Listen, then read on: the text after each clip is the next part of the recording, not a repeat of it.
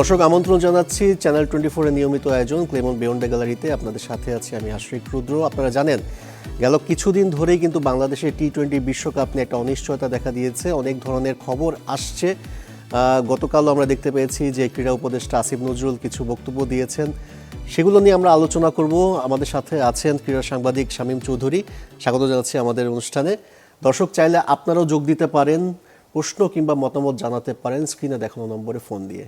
আমরা আলোচনায় চলে যেতে চাই। শামীম ভাই, গতকালকে আমরা দেখতে পেলাম যে ক্রীড়া উপদেষ্টা একটা স্টেটমেন্ট দিয়েছেন। তিনি কিছু বলেছেন যে 3টি বিষয় আসলে আইসিসি নিরাপত্তা বিভাগ যারা আছেন তারা পর্যবেক্ষণ করেছেন, যেখানে মোস্তাফিজের একটা ইস্যু আছে, তিনি দলে থাকলে একটা হয়তোবা সমস্যা থাকতে পারে।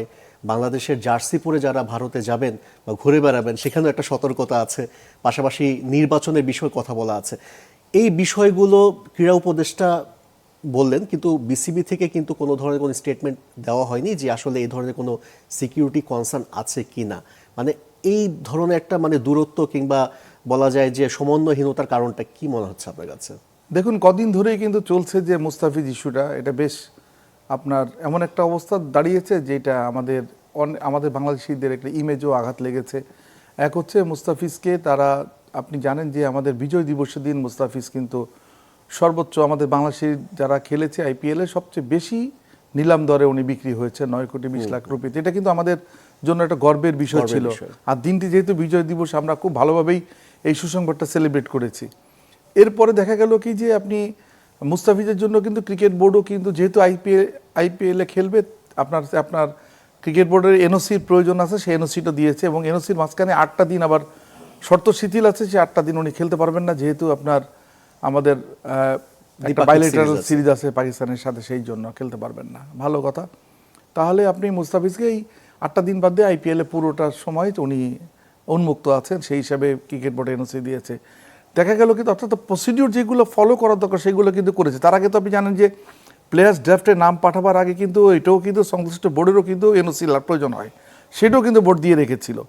তারপরে হচ্ছে মুস্তাফিজের আগ্রহটা বিষয়টাও সেখানে উল্লেখ করা আছে, মুস্তাফিজের বেস্ট প্রাইসটা উল্লেখ করা আছে এবং সেখানে নিলামে আপনি জানেন একটা মুস্তাফিজকে পেতে একটা কাড়াকাড়ি হয়েছে, তাই না?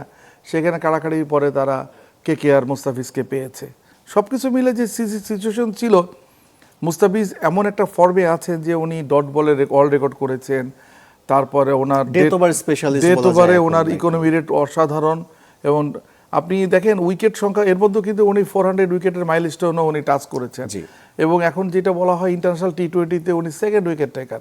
আপনার পর্যায়ক্রমে ওনার যে অবস্থাটা যাচ্ছিল সেখানে কিন্তু আপনি সব দিক দিয়ে উনি একটা এভারেস্টে যাওয়ার কিন্তু একটা পথটা তৈরি করে ফেলেছেন। এমন একটা সময় আপনি একটা বড় ধরনের ধাক্কা, যে প্রথমে হচ্ছে একটা উগ্র হিন্দু রাজনৈতিক দল, একটা গোষ্ঠী, তারা মুস্তাফিজকে কেন নেওয়া হলো এটা নিয়ে তারা রাজপথে মিছিল করলো সেখান থেকে। তারপরে আপনার তাদের যে ফ্রাঞ্চাইজ ওনার আছে শাহরুখ খানকেও আজে বাজে কথা বলা হলো, সোশ্যাল মিডিয়াতেও আক্রান্ত করা হলো। পরিস্থিতির মুখে কেকেআর তাকে বাদ দিয়েছে এবং এটা বলা হচ্ছে যে বিসিসিআইয়ের একটা নির্দেশনার প্রেক্ষাপটে কেকেআর বাদ দিয়েছে। বিসিসিআইকে আপনি যদি বলেন বিসিসিআই গভর্নমেন্টের বাইরে কোনো সংস্থা, এটাকে আমি দ্বিমত পোষণ করবো। দ্বিমত পোষণ এই কারণেই করবো যে এই বিসিসিআই থেকে কিন্তু জয়শাহ কিন্তু আইসিসিতে গিয়েছেন এবং জয়শাহ কিন্তু অমিত শাহর ছেলে। অমিত শাহ হচ্ছে, যদি ভারতের এই যে গত কয়েক বছর এবং বর্তমানে যদি প্রভাবশালী কোনো রাজনীতিবিদ থাকে সেটা হচ্ছে উনি কেন্দ্রীয় স্বরাষ্ট্রমন্ত্রী এবং বিজেপির হচ্ছে মুখ্য দায়িত্বটা পালন করেন উনি, সরকার দলীয়। সুতরাং তারই ছেলে, সুতরাং এটা তার ছেলে যখন আছে এবং আইসিসি পর্যন্ত আইসিসি সভাপতি চেয়ারে বসছেন, তাহলে বুঝতে হবে যে বিষয়টা হচ্ছে তারা অনেক ক্ষমতাধর। এমনি তো বলা হয় যে ইন্ডিয়ান ক্রিকেট বোর্ডই হচ্ছে আইসিসি নিয়ন্ত্রণ করে, আইসিসি নিয়ন্ত্রণ হিসেবে তাদেরকে দেখা হয়। পরিস্থিতি এমন অবস্থা হয়েছে যে এমন একটা ইমেজে ধাক্কা লেগেছে যে মুস্তাফিজকে বাদ দিয়েছে এবং বলা হচ্ছে যে মুস্তাফিজ যদি আপনার আইপিএলে খেলতে আসে এটা থ্রেটে পড়বে। এই এমন একটা সিচুয়েশন এই পর্যন্তই কিন্তু একটা সিচুয়েশন ছিল যেখানে কিন্তু আমাদের সরকার থেকে এবং আপনার যে বিভিন্ন গণমাধ্যমের আপনার যে সমস্ত সোশ্যাল মাধ্যম যেগুলো আসছে সেখানে সবই কিন্তু বলা হচ্ছে যে না, এই সিচুয়েশনে তাহলে বাংলাদেশের ইন্ডিয়া খেলতে যাওয়া নিরাপদ। আপনি জানেন যে তারা যে গ্রুপ রাউন্ডে যে ফিকচার করেছে সেই 4টা ম্যাচের মধ্যে 3টা ম্যাচই কিন্তু বাংলাদেশের ক্যালকাটায়, একটা হচ্ছে মুম্বাইতে, তাই না? এবং এই 3টা ম্যাচের মধ্যে 2টা ম্যাচ কিন্তু বড় ম্যাচ, একটা আপনি ওয়েস্ট ইন্ডিজ একটা ইংল্যান্ডের সাথে খেলতে হবে, যে কোনো একটা টিমকে হারাতে পারলে কিন্তু আপনি পরের রাউন্ডে আপনি নিশ্চয়তা পাচ্ছেন, যেহেতু আপনি লাস্ট ম্যাচটা হচ্ছে নেপালের সাথে, ধরে নিচ্ছি আমরা ওই ম্যাচ জিতবো মুম্বাইতে। তো সিচুয়েশনগুলো এমনভাবে তৈরি করা হয়েছে যে এখন এই বিশ্বকাপটাও কিন্তু টি-20 ওয়ার্ল্ড কাপটাও কিন্তু হাইব্রিড মডেলের, আপনার ভেন্যু একক হিসাবে কিন্তু স্বাগতিক ছিল ইন্ডিয়া। আপনি যেহেতু পাকিস্তান ইন্ডিয়ার মাটিতে এসে খেলবে না, সাম্প্রতিক রাজনৈতিক প্রেক্ষাপটে তাদের যে বৈরী রাজনৈতিক প্রেক্ষাপট আছে, আপনাকে বাধ্য হয়ে তাদের জন্য হাইব্রিড মডেলটা করতে হয়েছে শ্রীলঙ্কাতে, যে পাকিস্তান তার ম্যাচ খেলবে। সুতরাং আপনাকে একটা বুঝতে হবে যে এই হাইব্রিড মডেলটা কিন্তু এখন না, 2020 সাল থেকে হাইব্রিড মডেলটা স্টার্ট হয়েছে। এবং এটা আপনার হাইব্রিড মডেল পাকিস্তানকে কিন্তু এশিয়া কাপের হোস্টিং থেকেও কিন্তু বিরত থাকতে হয়েছে হাইব্রিড মডেলের কারণে।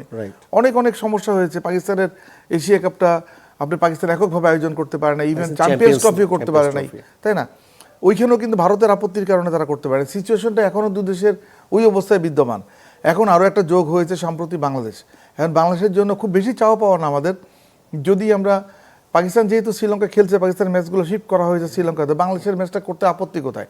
যে বলা হচ্ছে আইসিসি থেকে যে এখন কি এই সীমিত সময়ের মধ্যে সম্ভব কি না, এটা একটা লজিক হতে পারে, কিন্তু এটা তো রিশিডিউলিং করার আমার মনে হয় না সমস্যা আছে, কারণ এখনও কোনো টিমের ট্রাভেল প্ল্যান রেডি হয় নাই, বা তারা ওইখানে আপনার ট্রাভেলের জন্য তার মানে এয়ারপোর্টে যায় নাই।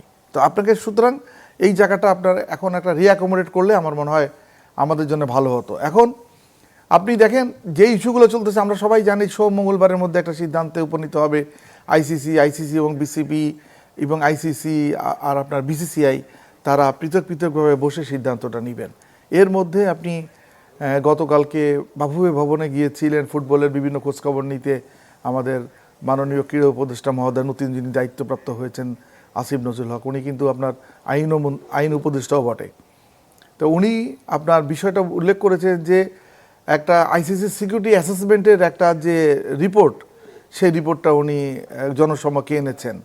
যদি আইসিসি সিকিউরিটি অ্যাসেসমেন্টের রিপোর্ট এটা হয়ে থাকে যে আপনি মুস্তাফিজ শুধু থ্রেটেন্ড হচ্ছে বাংলাদেশ সমর্থক যারা বাংলাদেশের জার্সি পরে যাবে তারা, এবং হচ্ছে যেহেতু বাংলাদেশের নির্বাচন ঘনিয়ে আসছে, সেহেতু আরও বেশি এটা থ্রেটের মুখে পড়ছে।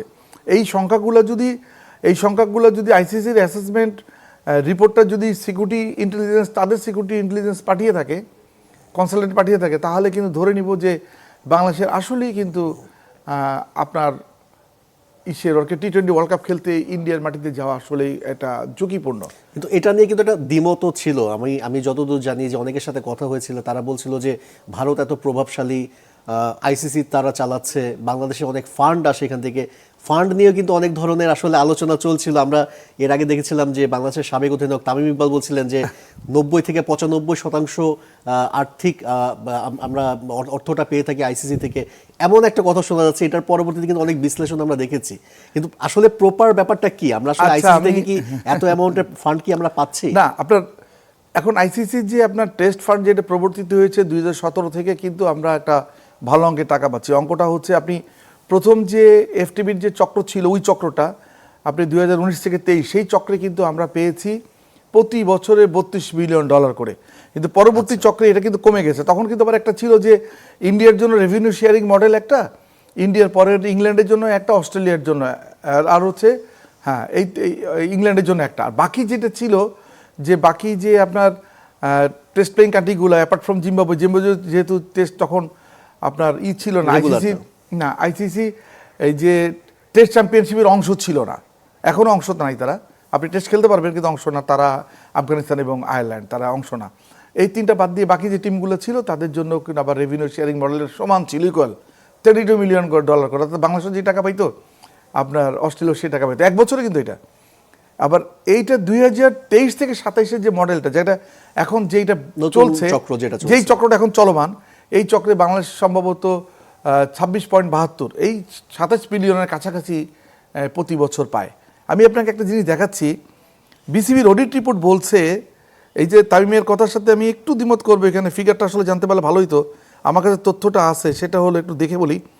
2022-23 অর্থ বছরে বিসিবির আয় ছিল সব মিলে 507 কোটি 77,460,460,460 টাকা। আচ্ছা আচ্ছা, এটা ছিল বিসিবির আয়। বিসিবির আয়টা তো আপনি জানেন যে আপনি অনেক খাত থেকে আয় আছে। অনেক খাত থেকে আয় আচ্ছা, হয়। আর সেইখানে আইসিসি টেস্ট ফান্ড থেকে পেয়েছে ক্রিকেট বোর্ড 166,75,00,000 টাকা। আচ্ছা, আচ্ছা। এটা আইসিসি থেকে পেয়েছে। আর এই যে 2023-24 যে অর্থ বছরে ক্রিকেট বোর্ড হিসাব দিয়েছে, এরপরে কিন্তু ক্রিকেট বোর্ড কোনো হিসাব দেয়নি, এখনো অডিট রিপোর্টটা আসে নাই। সেখানে যেটা আছে সেখানে হচ্ছে ক্রিকেট বোর্ডের টোটাল আয়টা হচ্ছে 628 কোটি টাকা। আর হচ্ছে আইসিসি টেস্ট ফান্ড থেকে তারা ইনকাম করেছে হচ্ছে, আইসিসি টেস্ট ডিস্ট্রিবিউশন ফান্ড থেকে তারা ইনকাম করেছে, মেম্বার ডিস্ট্রিবিউশন ফান্ড থেকে হচ্ছে অনলি এই গত বছরে কিন্তু অনেক কম পাইছে, 34,73,17,700 আচ্ছা আচ্ছা, খুবই কম টাকা কিন্তু খুবই এটা। কম টাকা, হ্যাঁ। আচ্ছা, এখন আপনি দেখেন এটা কিন্তু একটা জিনিস যেটা হলো আপনার একটা কিস্তিতে আসে, সমন্বয় হয়, যার কারণে এটা। বাট মোর অন এভারেজ আপনি আইসিসি টেস্ট ফান্ড থেকে আমাদের ক্রিকেট বোর্ড 150 কোটি টাকার মতো পায়। আমার আরেকটা হিসাব আছে, সেটা হচ্ছে বিসিবি এই পর্যন্ত 2013 থেকে হিসাবটা স্ট্যান্ডার্ড যে হিসাবটা 2024-25 অর্থ বছর পর্যন্ত ক্রিকেট বোর্ড সব মিলে 2,770 কোটি টাকা খরচ করেছে। তার মধ্যে আইসিসির থেকে আয় করেছে ক্রিকেট বোর্ড 1,320 কোটি টাকা। মানে লেস দ্যান 50%। ইয়েস, ব্যাপারটা কিন্তু তাই দাঁড়াচ্ছে। আপনি যদি কাগজে কলমে হিসাবটা আনেন তাই হয়, কারণ এখানে কিন্তু আমাদের আয়ের অনেকগুলো খাত আছে। যেমন আপনি টেলিভিশন রাইটস দুইটা, কিন্তু একটা মিডিয়া রাইটস আপনি দুইটা, একটা হচ্ছে বিপিএল এর জন্য, একটা হলো Domestic আমাদের cricket-এর জন্য। International rights, cricket rights, Bangladesh national টিমের জন্য যেটা, এই দুইটা রাইটস কিন্তু এখানে আছে। তারপরে হচ্ছে আপনার জার্সি স্পন্সর, এটা কিন্তু অনেক বড় অ্যামাউন্ট হয় সাধারণত। এরপরে হচ্ছে আপনার কিট স্পন্সর আছে, তারপরে হচ্ছে ড্রিঙ্কিং পার্টনার আছে, হসপিটালিটি পার্টনার আছে, বহু আপনার টাইটেল স্পন্সরশিপ, অনেকগুলো টাইটেল স্পন্সরশিপ আছে। এগুলো সব কিছু মিলে আর বাকি আয়টা করে ক্রিকেট বোর্ড। সাধারণত আইসিসি টেস্ট ফান্ডের এই টাকাটা হওয়ার কারণে আমাদের ক্রিকেট বোর্ডের তহবিলটা একটু স্ফীত হয়েছে। আমরা যেটা করতে পারছি সেটা হচ্ছে যে আমাদের ক্রিকেট বোর্ডের এখন যেটা বলে যে ক্রিকেট বোর্ডের আপনার 1,300 কোটি টাকা আছে, যদিও হিসাবটা প্রপার না। ক্রিকেট বোর্ডের হিসাব বলছে যে আপনি 977 কোটি টাকা হচ্ছে ফিক্সড ডিপোজিট আছে এখন। আচ্ছা, আর বাকি টাকা হচ্ছে আপনি চলমান অ্যাকাউন্টে ঘোরাঘুরি করছে, যেখান থেকে খরচ টরচ নির্বাহ করা হয়। তারপরও ক্রিকেট বোর্ড 1,300 কোটি টাকা যে বিভিন্ন ব্যাংকের মাধ্যমে ক্রিকেট বোর্ড স্থিতি করতে পারছে, এটা কিন্তু এটার অন্যতম উৎসটা কিন্তু আইসিসি টেস্ট ফান্ড। আপনি আইসিসি কিন্তু আরও কিছু খাত আছে, যে খাতটা হচ্ছে আপনার একটা আপনি আইসিসির মেগা ইভেন্ট খেললে রেভিনিউ শেয়ারিং মানি পান। এই যেমন টি20 ওয়ার্ল্ড কাপ বাংলাদেশ না গেলে এই রেভিনিউ শেয়ারিং মানিটা কি আমরা বঞ্চিত হব কি না, এখানে একটা কোশ্চেন থাকতে পারে, এটা একটা বিরাট ব্যাপার। তারপরে আমাদের বাইলেটারাল এগ্রিমেন্টগুলো কমবে কিনা, বিশেষ করে ইন্ডিয়া আসবে কিনা, এইগুলোও কিন্তু একটা শঙ্কার মুখে পড়তে পারে। কিন্তু আপনি আমাদের সার্বিক ব্যাপারে কিন্তু আপনি যেটা বলছেন তামিম, যে 90 থেকে 95% আয়টা আসে আইসিসি থেকে, ঠিক বলেন নেই। এটা আপনাকে আমি দুইটা ফিগার দেখাই আমি বোঝাতে চেষ্টা করলাম আপনাদের মাধ্যমে দর্শককে, যে আসলে অঙ্কটা এটা নয়। বায়োলেটারাল সিরিজের কথা বলছিলেন যে সেই অ্যাগ্রিমেন্টগুলো ঠিকঠাক থাকবে কিনা, ভারতের কথা বলছেন। আমরা দেখেছি যে গত বছর ভারত কিন্তু তাদের সাথে একটা সিরিজ ছিল, আসার কথা ছিল, সেটা তারা স্থগিত করেছিল। পরবর্তীতে এই বছরও সেই স্থগিত সিরিজটা খেলার কথা, সেই বিষয় যেটা শুনতে পাচ্ছি যে হয়তোবা তারা সেটা কন্টিনিউ করছে না বা স্থগিত এখনও সেটা চলমান রেখেছে। সেক্ষেত্রে শুধুমাত্র কি ভারতের সাথেই বায়োলেটারাল সিরিজের সমস্যা হবে, নাকি অন্যান্য দেশগুলোর সাথেও সেই অ্যাগ্রিমেন্টের সমস্যা হতে পারে? এখন দেখেন, আমরা যেটা জানি সেটা হলো কি, যে এখন আপনাকে ক্রিকেটকে মানে আইসিসি কিন্তু এখন 3 মডেল দ্বারা পরিচালিত। অনেকেই বলে যে ইন্ডিয়া, ইংল্যান্ড এবং অস্ট্রেলিয়া। আপনি দেখেন ইন্ডিয়া কাজটা করেছে কি, আগে ইন্ডিয়া ইংল্যান্ড সিরিজ ছিল 3 ম্যাচের সিরিজ, সেটাকে 5 ম্যাচে উন্নীত করছে। আর তারা খেলবে রেভিনিউটা বেশি আয় করার জন্য, এটা করে ফেলেছে। একবার হোমে একবার অ্যাওয়েতে ভেবে একটা বাইলেটারাল এগ্রিমেন্ট করে ফেলেছে। এখন তাদেরকে যদি প্রচ্ছন্নভাবে বলা হয় তাহলে হয়তো তাদের আসার ক্ষেত্রে একটা বাধা তৈরি হতে পারে। কিন্তু আপনি দেখেন গত বছর যে সিরিজটা ছিল সেটা কিন্তু এই বছর পিছিয়ে সেপ্টেম্বরে আনা হয়েছে। আমাদের আপনি জানেন যে ইন্ডিয়ার একটা সিরিজ খেললে কিন্তু আমাদের ভালো একটা রেভিনিউ আছে, যে রেভিনিউ দিয়ে আপনি 1-1.5 বছরের ক্রিকেট কর্মকাণ্ডগুলো আপনি চালিয়ে নিতে পারবেন। এটা একটা বিরাট ব্যাপার। ইন্ডিয়ার সাথে সবাই চায় বেশি বেশি সিরিজ করার জন্য, এই জন্য বাইলেটারাল সিরিজ। আইসিসিতে তাদের একটু ক্ষমতা বেশি, কারণ আইসিসির টোটাল যে ইকোনমি, যেটা আপনার যেটা ফিনান্সিয়াল মোডটা, তার 70-80% আসে হচ্ছে ইন্ডিয়ার কমার্শিয়াল বিভিন্ন কিছু মানে বাণিজ্যিকীকরণ থেকে। এইটা একটা বিরাট ব্যাপার, যার কারণে আইসিসিটা অনেকটা ইন্ডিয়ার দিকেই ঝুঁকে পড়েছে এবং ইন্ডিয়ার সিদ্ধান্তগুলোই আইসিসির সিদ্ধান্ত হয়ে যাচ্ছে। এটা কিন্তু আমরা বছরের পর বছর ধরে দেখছি।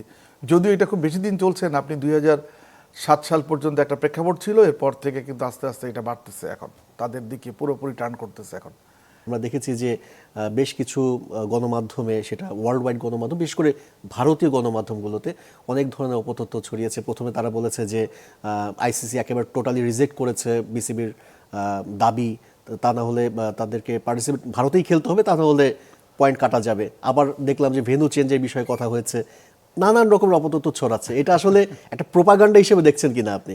এটা একটা গুজব এই কারণে এমনও হতে পারে যে তারা আগে থেকেই আমাদেরকে মনস্তাত্ত্বিকভাবে ধাক্কা দেওয়ার জন্য কাজগুলো করছে। এটা কিন্তু হয়।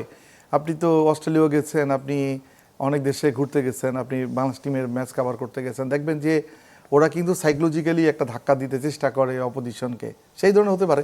কিন্তু এই অপতথ্যগুলো ছড়ানোর লাভটা কি হচ্ছে? এখন আমাদের একটা জাতীয় নির্বাচন সামনে, আমাদের প্রতীক্ষিত জাতীয় নির্বাচন, আমরা সবাই যেখানে উন্মুখ হয়ে আছি একটা সুষ্ঠু সুন্দর নির্বাচন দেখব, তখন যদি আমাদের একটা বড় নেইবার যদি আমাদের সাথে এই ধরনের আচরণ করে, এটা দেখতে মোটেই শোভনীয় হবে না। আপনি দেখেন যে এমনিও কিন্তু নানা কিছু জটিলতায়, ভিসার জটিলতা, অনেক কিছু জটিলতায় আমাদের কিন্তু অনেক ক্রীড়া দলও ঠিক মতো সময় মতো যেতে পারে না বা যাইতে খেতে বাধাগ্রস্ত হয়। সেক্ষেত্রে আপনি বাংলাদেশ ক্রিকেট টিমের ব্যাপারে যদি আপনি এমন সিচুয়েশনও তৈরি করে রাখতেন যে বাংলাদেশ ক্রিকেট দল ইন্ডিয়াতে যাবে, তার জন্য আপনি কি কোনো ভালো পরিস্থিতি তৈরি করে রাখছেন যে আপনি একটা আমাদের ক্রিকেটাররা যে তারা মুক্ত মনে ক্রিকেট খেলতে পারবে, কোনো ধরনের সিকিউরিটি থ্রেট তারা অনুভব করবে না, আর খেলতে পারবে, এই ধরনের পরিবেশও তৈরি করা হচ্ছে না। এখন এই ধরনের পরিবেশ যদি তৈরি না করা হয়, সেক্ষেত্রে তো আমাদের স্বাভাবিক পারফরমেন্সও তো আমরা করতে পারবো না। এটা একটা বিরাট ব্যাপার যে আমাদেরকে আসলে ক্রিকেটারদের মনোবল ফিরিয়ে আনার জন্য আপনাকে, যেহেতু টি-20 ওয়ার্ল্ড কাপ এটা মোর কম্পিটিটিভ টুর্নামেন্ট, আইসিসির এটা রেটিংয়ের সেকেন্ড আপনার প্রেস্টিজিয়াস টুর্নামেন্ট। যদি আপনি প্রথমে আপনি ধরেন আইসিসি ওয়ার্ল্ড কাপ, তারপরে এটা রেটিংয়ে চলে আসবে, এবং এটার কিন্তু ফিনান্সিয়াল মোডটাও অনেক বড়, কারণ এটা এখান থেকে অনেক বেশি টাকা আইসিসির রেভিনিউ আয় করে, এবং সেখান থেকে মেম্বার কান্ট্রিগুলোর মধ্যে, অ্যাসোসিয়েট মেম্বার কান্ট্রিগুলোর মধ্যে তারা ডিস্ট্রিবিউশন করে। এই বিষয়টা ভাবা দরকার। এখন এই বিষয়টা যদি আপনি একটা গুরুত্বপূর্ণ জায়গায় না আসেন, একটা সিদ্ধান্ত উপনীত না হন, আপনি জানেন যে আমাদের বাংলাদেশ সরকার কিন্তু দুটো ব্যাপারে কিন্তু ক্লিয়ার করে দিয়েছে। একটা হচ্ছে এভাবে চলতে থাকলে আইপিএল সম্প্রচার তারা বন্ধ করবে আমাদের দেশে। আপনি জানেন যে আইপিএল এর সম্প্রচারের এখানে কিন্তু বাংলাদেশে কিন্তু ভিউয়ারশিপ অনেক বেশি, কোনো ক্ষেত্রে বিপিএল এর থেকেও ভিউয়ার বেশি হয়ে যায়, এবং সেটা যদি আমাদের কোনো ক্রিকেটার ওখানে খেলে, সেক্ষেত্রে তো আপনি বিষয়টা বুঝতেই পারছেন যে কিভাবে এটারই হয়। একে কিন্তু তাদের কিন্তু বাণিজ্যিকীকরণে তারা একটা ধাক্কাও খাবে, তাই না? এটার কোনো সন্দেহের অবকাশ নেই। প্লাস হচ্ছে যদি আমাদের এখানে নিশ্চয়ই আমাদের কোনো টেলিভিশন হাউস তো আপনার নিশ্চয়ই তাদের সাথে রাইটসের পার্টনারশিপ কিনে রেখেছে যে বাংলাদেশ পার্টি তারা চালাবে। সেই ক্ষেত্রেও তাদেরকে জানতে হবে, কারণ তাদেরও তো মার্কেটিং করতে হবে। শুধু তাই না, আপনার এই যে টি-20 ওয়ার্ল্ড কাপের ক্ষেত্রে কিন্তু আরও সন্নিকটে যে টি-20 ওয়ার্ল্ড কাপ বিষয়টা কিন্তু যে মিডিয়া রাইটসের ক্ষেত্রেও কিন্তু যারা আপনার পার্টনার আছে, যে গ্লোবাল আইসিসির গ্লোবাল পার্টনারের একটা অংশ আছে মিডিয়া, বাংলাদেশ অঞ্চলে খেলা দেখাবে, তাদের ব্যাপারটাও কিন্তু ভাবতে হবে। এখন সব কিছু মিলে আপনি যত দ্রুত সিদ্ধান্ত উপনীত হওয়া যায় তত কিন্তু মঙ্গল, এবং সেই সিদ্ধান্তটা যেন আমাদের আপনার আবেগের বাইরে না হয়। ব্যাপারটা হলো আমরা যেদিকে আশা করছি, প্রত্যাশিত, আমরা কিন্তু একটা সমাধানের আশা করছি, এবং সেটার জন্য আইসিসি করে দেয়। এটাই তো সবাই চাচ্ছে, সেটা সবার মতো আমারও চাওয়া। শামীম ভাই, আপনি অনেকদিন ধরে সাংবাদিকতা করছেন, আপনার অভিজ্ঞতা এবং আপনার সোর্স অনেক কিছু মিলিয়ে আসলে যদি জিজ্ঞেস করি যে এই যে বাংলাদেশের চাওয়াটা শ্রীলঙ্কায় বাংলাদেশের ম্যাচগুলো শিফট করা কতটুকু বাস্তবসম্মত, আসলে কি এটা সম্ভাবনা কতটুকু আছে? সম্ভাবনা এমনি আপনি বাংলাদেশ টিমে শ্রীলঙ্কা খেলতে যাবে, এটা কোনো অমূলক কোনো কিছু আমি বলবো না। অমূলক কেন বলবো না, যে আপনি যখন পাকিস্তানের ম্যাচগুলো শিফট করে নিতে পারছেন শ্রীলঙ্কায়, আপনি আরেকটা টিমের বাড়তি ম্যাচ নিবেন, এটার সমস্যাটা কোথায়? এটা সমস্যার কারণ দেখছি না।